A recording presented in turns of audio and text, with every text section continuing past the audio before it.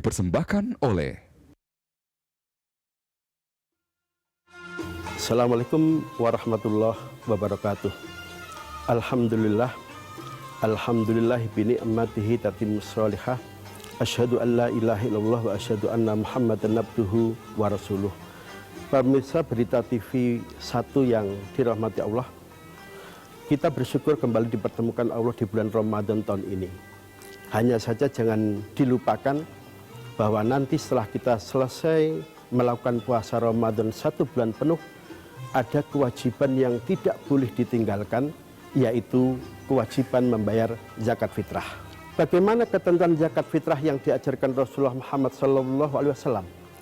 Nabi pernah mengatakan, iftarodo Rasulullah SAW zakat al-fitri so'an min tamrin, au so'an min burin, au so'an min sa'ir.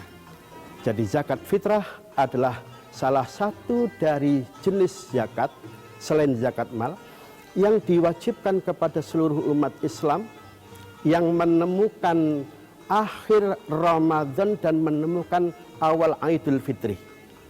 Ini salah satu syarat terkait kewajiban zakat fitrah yang takarannya di zaman Nabi, zakat fitrah itu takarannya disebut sok.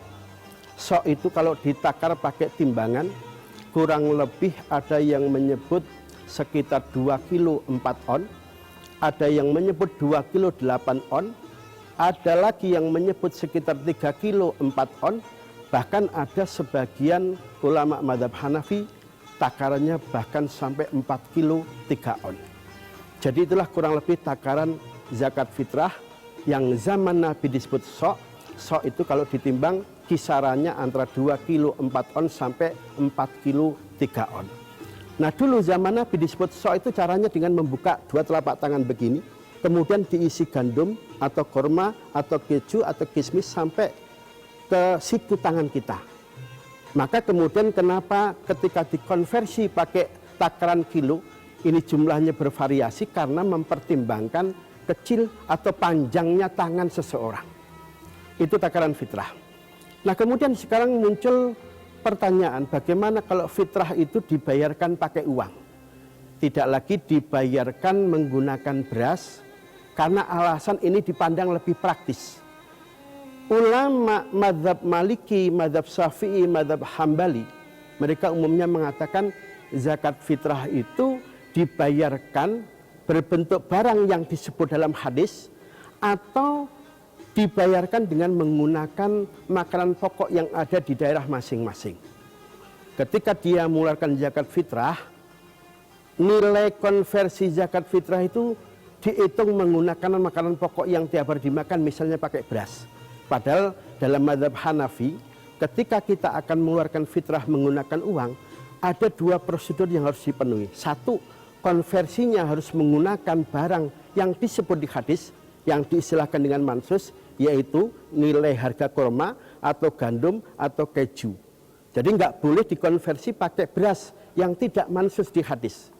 Yang kedua, takaran yang dipakai untuk mengkonversi nilai harga makanan pokok atau yang disebut dalam hadis mansus itu takarannya harus ikut sok versi mazhab Hanafi, yang menurut ahli Jum'ah ada yang menghitung 3 kilo 4 on, bahkan sebagian ulama mazhab Hanafi bahkan menghitung sampai 4 kilo 3 on. Artinya kalau kita mau fitrah pakai duit, takarannya harus ikut mazhab Hanafi, yaitu kurang lebih 3 kilo 3 on. Boleh kalau yang dikeluarkan konversinya pakai gandum, separuhnya 3 kilo 3 on, kurang lebih 1 kilo 7 on. Yang kalau misalnya harga gandum sekarang 1 kilo 40.000, maka zakat fitrah pakai uang paling tidak minimal sekitar Rp55.000. Itulah yang difatwakan oleh Majelis Ulama Indonesia Provinsi DKI Jakarta. Semoga Allah memberikan kekuatan lahir batin kepada kita. Puasa ini bisa kita selesaikan dengan baik. Jangan lupa bayarkan zakat fitrahnya menurut ketentuan yang diajarkan Rasulullah, sehingga dengan puasa yang benar, dengan zakat yang kita keluarkan dengan benar, semuanya akan mengantarkan diri kita menjadi pribadi yang muttaqi. Terima kasih. Wassalamualaikum warahmatullahi wabarakatuh.